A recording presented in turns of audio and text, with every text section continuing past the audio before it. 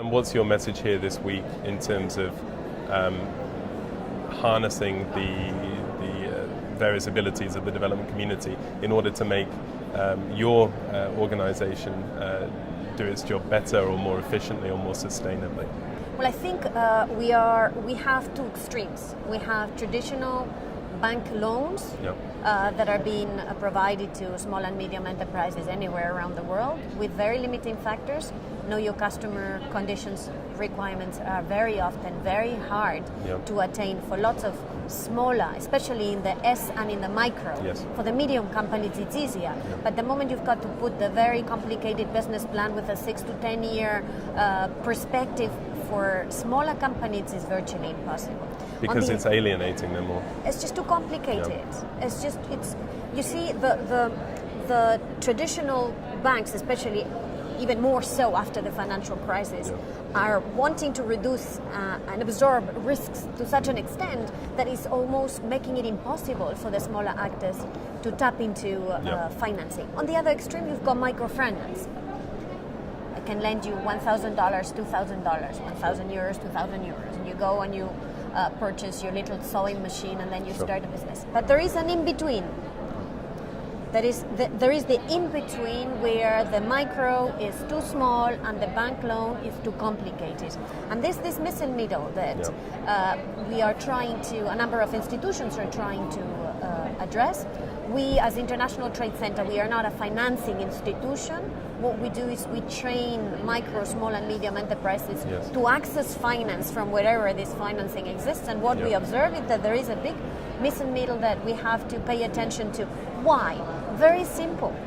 Small and medium enterprises will be responsible for generating the bulk of the jobs, 500 million new jobs that are necessary between now and 2030. So it is for these actors that we need to think innovative solutions. They are the future creators, generators of jobs. That's why we have to care about them. But I think on the positive side, I think there is more and more conscience on the international community that we have to provide solutions for these small entrepreneurs, big part of whom are women, big part of whom are youth, and that if we develop the proper mechanisms for them, we would be doing development a huge favor.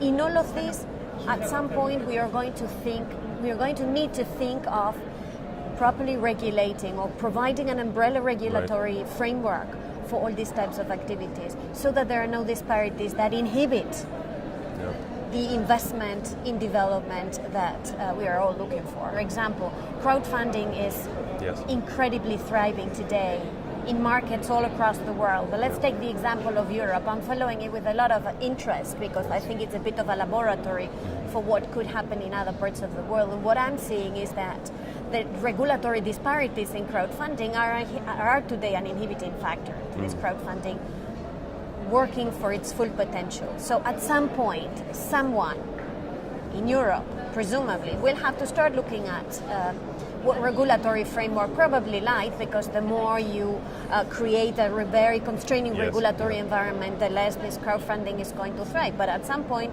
some common set of coherent rules would need to be developed so that we don't have gaps through which the impact of crowdfunding disappears.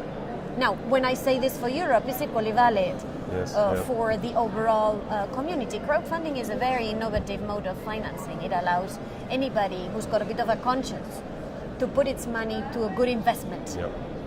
Again, we are going to need to think of some frameworks. And in my view, the best place to develop those frameworks would be in multilateral arena so that it covers all possible actors. And the best place, in my view, would be in the United Nations. We've got plenty of places where this could develop. Again, I'm trying to anticipate what will be the needs to generate the confidence that is needed to generate resources for investing in development.